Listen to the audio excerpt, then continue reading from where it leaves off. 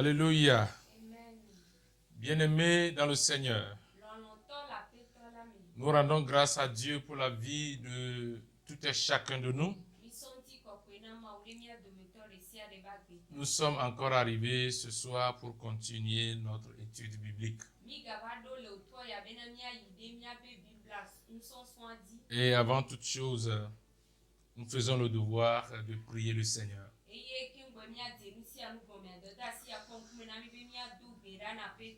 Père éternel, nous donnons gloire à ton nom ce soir encore. Merci pour ta fidélité et ton amour. Nous sommes encore arrivés au pied de ta croix et nous voulons continuer cet enseignement. Nous avons besoin de ton esprit, l'esprit de Dieu qui est l'enseignant le plus excellent, à nous conduire et nous diriger dans le nom de Jésus-Christ. Et que tu bénisses cette parole au fond de tout cœur. Au nom de Jésus. Amen. Bien-aimés dans la foi, nous sommes sur un thème. Comment se tenir ferme contre les ruses du diable. Et nous avons parlé sur la deuxième arme qui est la cuirasse de justice. Ce soir, nous continuons encore sur cette arme. Toujours dans Ephésiens 6, le verset 14, la partie B, la Bible dit « Revêtez la cuirasse de la justice ».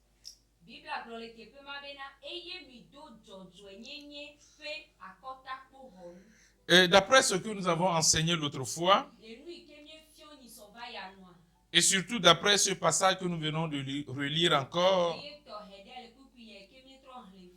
le sang de Christ est une arme puissante pour nous protéger contre les accusations du diable.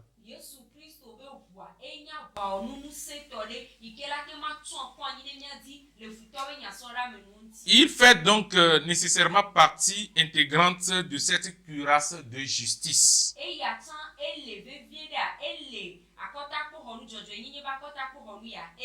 On ne peut pas parler de la cuirasse de justice de Dieu sans faire mention du sang de Christ versé sur la croix du Calvaire pour nous.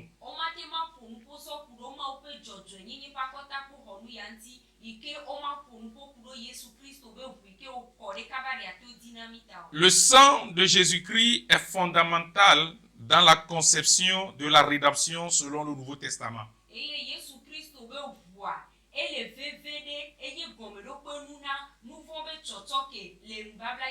Car c'est grâce à lui que les chrétiens ont été libérés du pouvoir de Satan.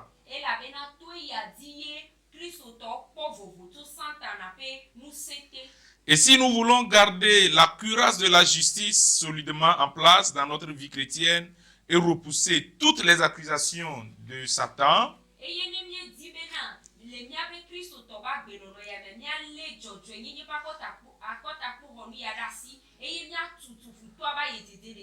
il est nécessaire et essentiel que nous saisissions toute la valeur que le sang de Christ a aux yeux de Dieu.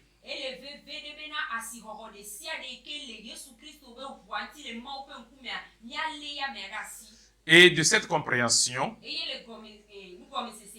dépendra aussi l'expérience des nombreuses bénédictions qui en découlent.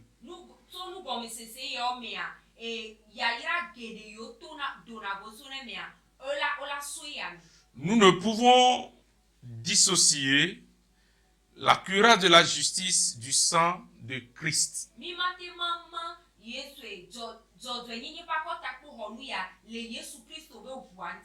Le sang de Jésus est précieux. C'est-à-dire qu'il a une valeur inestimable parce qu'il a accompli tout ce qui suit pour nous. Alors, bien-aimés, ce soir, je vais énumérer quelques valeurs, ce que le sang de Christ peut procurer aux chrétiens.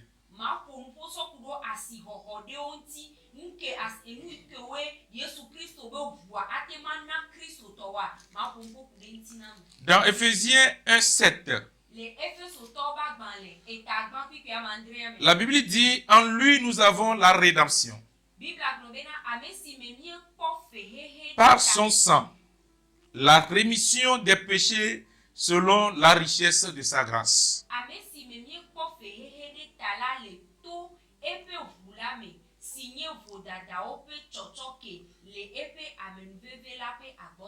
Ici, bien-aimés, au premier point, nous comprenons que sur la croix, le sang de Jésus-Christ a été versé pour ôter le péché.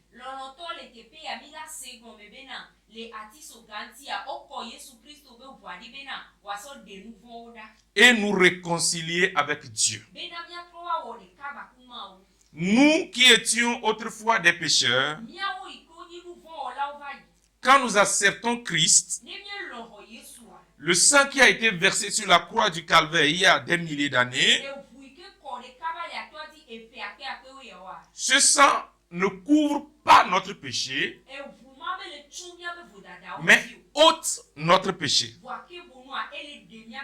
Et la séparation qui était entre nous et Dieu, ce sang joue le rôle de réconciliation. Nous réconcilions maintenant avec le Père. Il n'y a plus cette séparation.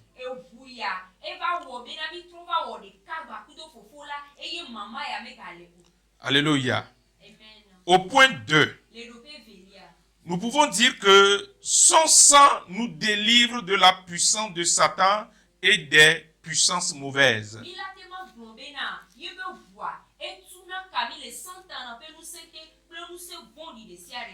Dans 1 Pierre 1, 18 et 19,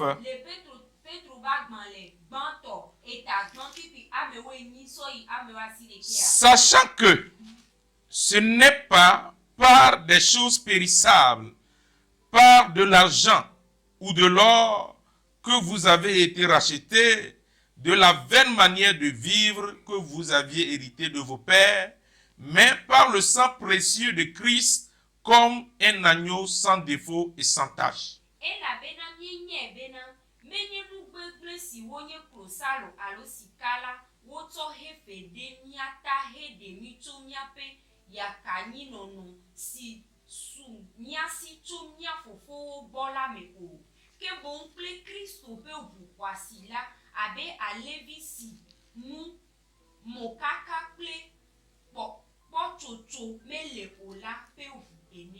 Dans Apocalypse 5, le verset 9.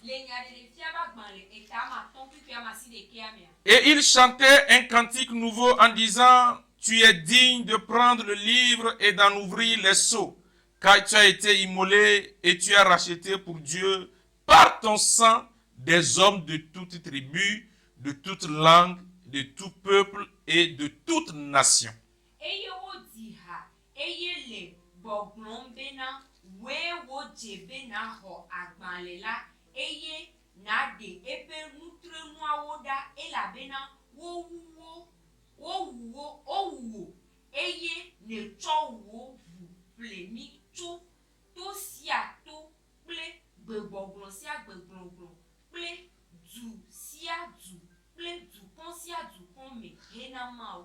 Le chapitre 12, le verset 11 dit,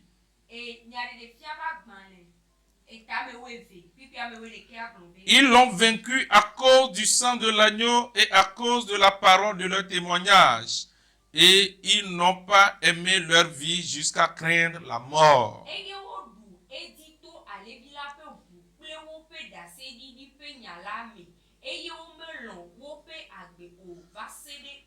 Donc, bien-aimés, par le sang de Christ Jésus, nous sommes délivrés de la puissance de Satan. Nous sommes délivrés des puissances mauvaises, ténébreuses. Ce sang-là est puissant. Ce n'est pas le sang d'un agneau. Ce n'est pas le sang d'une bête. Mais c'est le sang du Fils de Dieu. Jésus-Christ incarné. Au point 3, le sang de Christ pardonne les péchés de tous ceux qui se repentent et croient.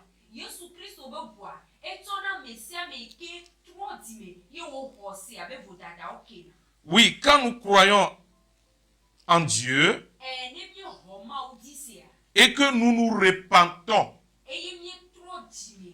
le sang de Christ nous lave, nous purifie. Dans Matthieu 26, 28, car ceci est mon sang, le sang de l'alliance qui est répandu pour plusieurs, pour la rémission des péchés.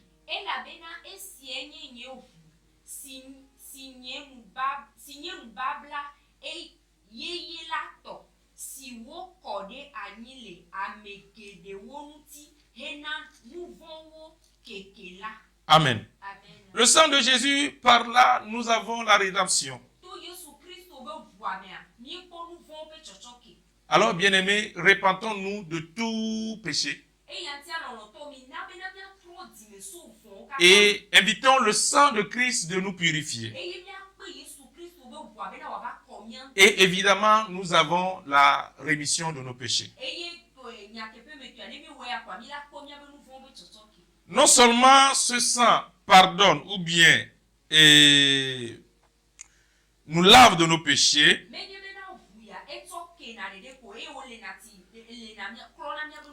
le sang de Jésus nous justifie. Dans Romains le chapitre 3, les versets 24 et 25, écoutez ce que la parole de Dieu déclare. Verset 24. Et ils sont gratuitement justifiés par sa grâce, par le moyen de la rédemption qui est en Jésus-Christ. C'est lui que Dieu a destiné par son sang à être pour ceux qui croiraient victime expiatoire, afin de montrer sa justice, parce qu'il avait laissé impunis les péchés commis auparavant, au temps de sa patience, afin dis-je.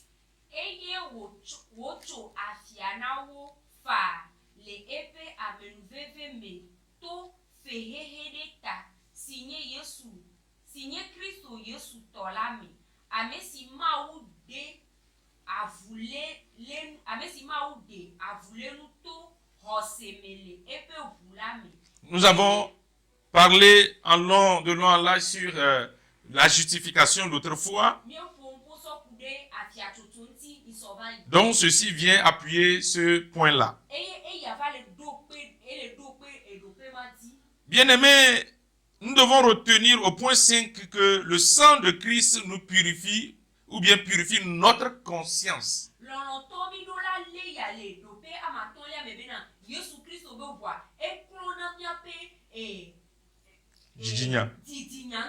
Afin de nous permettre de servir Dieu sans aucune culpabilité et dans une pleine assurance.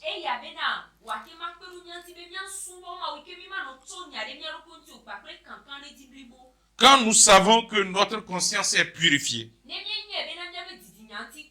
et que nous servons Dieu, nous avons l'assurance dans le service. Dans Hébreux 9, 14, combien plus le sang de Christ, qui par un esprit éternel s'est offert lui-même sans tache à Dieu, purifiera-t-il votre conscience des œuvres mortes, afin que vous serviez le Dieu vivant. Donc je disais ici que sur ce point, notre conscience est lavée, purifiée, et nous avons l'assurance dans le service que nous rendons à l'Éternel.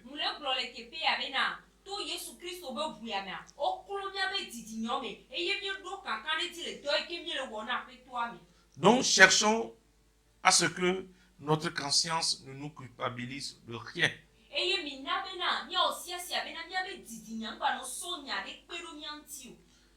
Et dans Hébreux le chapitre 13,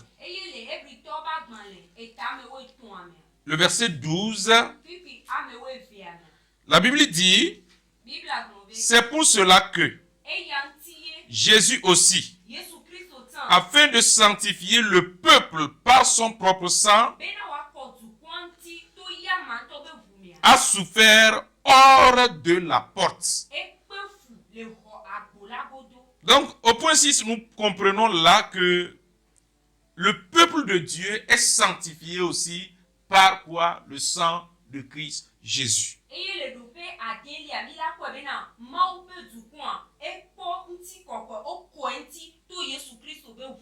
C'est pourquoi il est de bon ton que lorsque nous nous rassemblons pour adorer le Seigneur, nous ne devons pas négliger cette prière. Prier pour que le sang de Jésus sanctifie le peuple réuni pour l'adorer.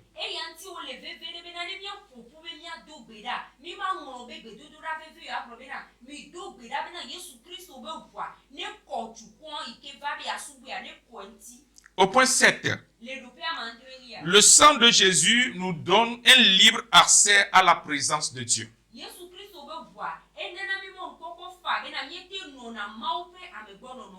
Ça nous permet de venir à sa présence. Dans Hébreux 10, le verset 19. Ainsi donc, mes frères, puisque nous avons au moyen du sang de Jésus une libre entrée dans le sanctuaire. Donc, je disais ici que le sang de Christ nous purifiant, nous sanctifiant, nous donne un libre accès à la présence de Dieu. Et ce verset que nous venons de lire l'appuie correctement. Alors cela doit interpeller tout un chacun de nous que pour aller à la présence du Seigneur, on doit se sanctifier, on doit se purifier.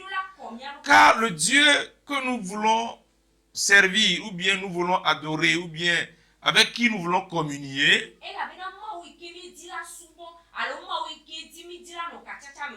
c'est un Dieu saint. C'est pourquoi Pierre va dire, il est saint, soyez aussi saints. Alors, bien-aimés dans la foi, avant d'avoir accès libre à la présence du Seigneur, sanctifions-nous, et cela nous permet d'avoir un accès vraiment libre et évident.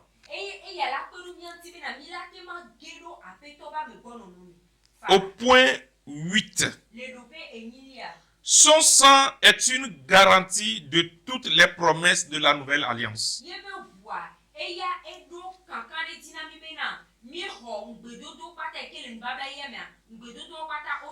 Toutes les promesses de la nouvelle alliance ont pour base le sang de Christ versé sur la croix.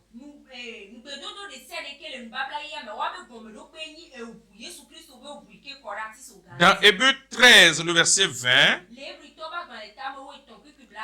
que le Dieu de paix, qui a ramené d'entre les morts le grand pasteur des brebis,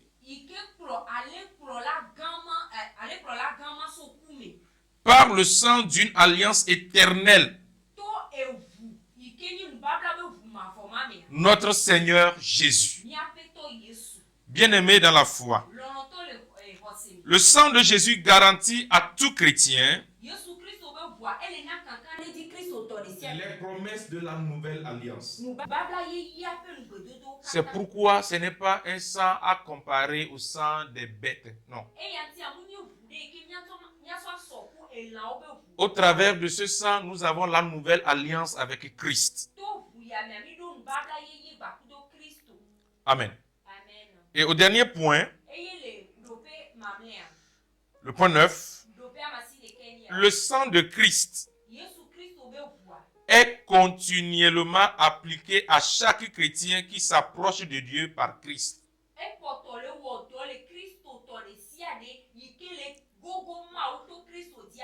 Pour être purifié et être réconcilié. L'effet du sang de Jésus versé il y a des milliers d'années n'a pas pris fin.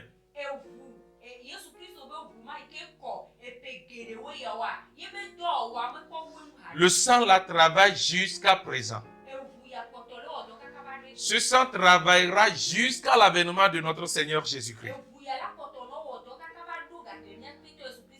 Alors, bien-aimés, appliquons-nous sincèrement le sang de Christ dans notre vie quotidienne.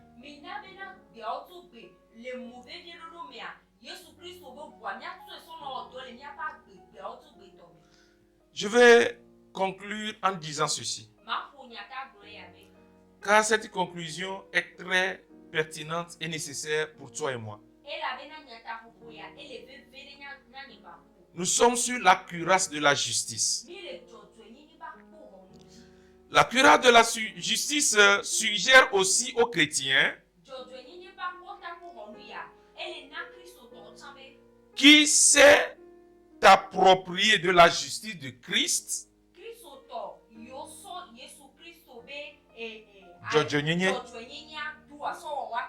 d'en traduire les effets dans sa propre vie.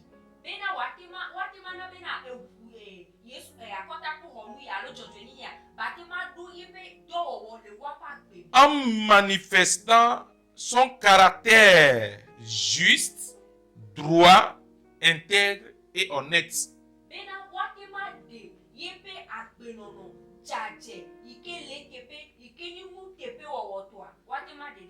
Nous avons dit dans l'enseignement que nous étions dans le péché. Nous avons transgressé la loi. Et on nous a amenés devant le tribunal de Dieu. Le diable, les démons étaient venus, ils nous accusaient. Ils dressaient des accusations. Mais à la fin de tout, le juste juge Jésus-Christ nous a déclarés non coupables. Nous sommes alors justifiés. Si Christ nous a justifiés, si nous incorporons cette justice de Christ dans nos vies, pourquoi les chrétiens ne doivent pas être justes? Pourquoi l'injustice va caractériser encore les chrétiens dans l'église du Seigneur? Pourquoi allons-nous voir encore l'injustice au sein du peuple de Dieu dans l'église du Seigneur?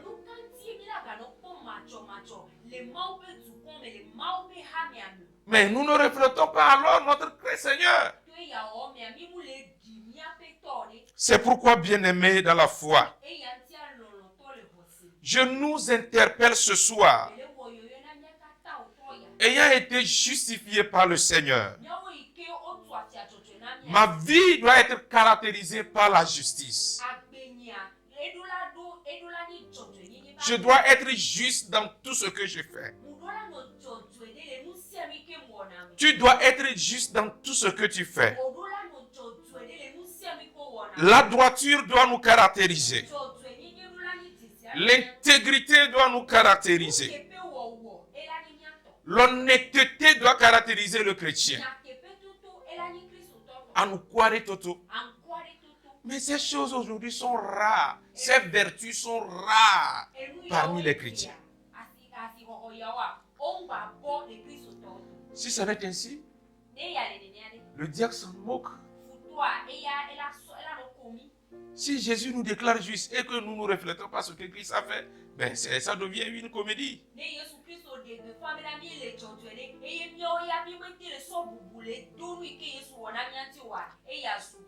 Satan se moque de celui qui vit dans le péché, dont la conduite n'est pas caractérisée par ses qualités.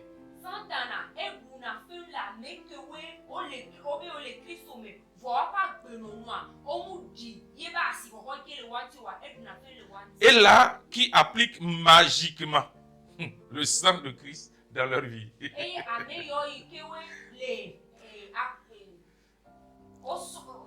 Ils appliquent magiquement. Ils croient qu'on va faire... on va appliquer le sang de Jésus. Parfois, vous allez entendre les gens dire vous allez entendre les gens dire je te donne le sang de Jésus. Satan ne peut pas boire le sang de Jésus. Cela aura effet lorsque nous-mêmes nous sommes caractérisés par ces qualités.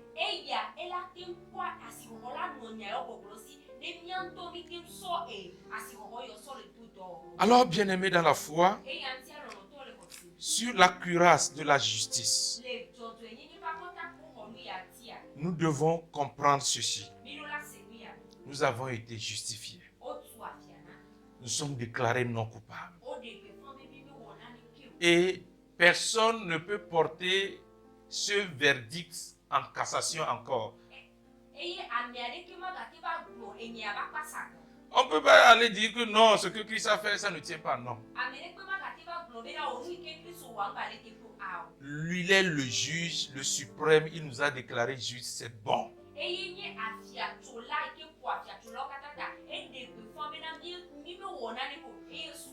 Mais cela ne veut pas dire que nous allons vivre comme bon nous semble. Nous devons refléter cela dans nos vies de chaque jour. Et que le Seigneur nous bénisse. Et si Jésus tarde à venir, nous allons entamer la 3e arme le mercredi prochain. Ton lien. Nous allons prier le Seigneur. Père éternel, nous donnons gloire à toi encore ce soir. Nous venons de voir l'importance, la valeur de ton sang que tu as versé sur la croix. Nous ne voulons pas faire un usage magique de ce sang, non. Mais nous voulons refléter les qualités de notre Père.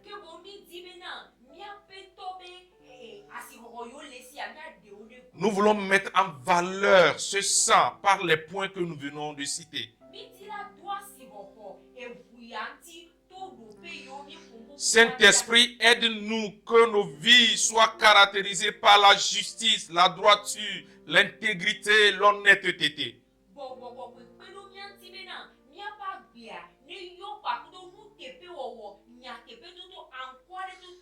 Aide ton Église à vivre convenablement pour ta cause. Nous prions que ta paix, ta grâce, ta communion demeure sur ton peuple.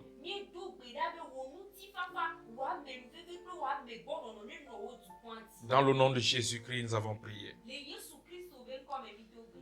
Bien-aimés, que le Seigneur vous bénisse, qu'il vous garde. Continuez à adorer le Seigneur dans vos maisons. Et bientôt, nous espérons, nous allons nous retrouver encore dans les temples. Dieu vous bénisse. Amen.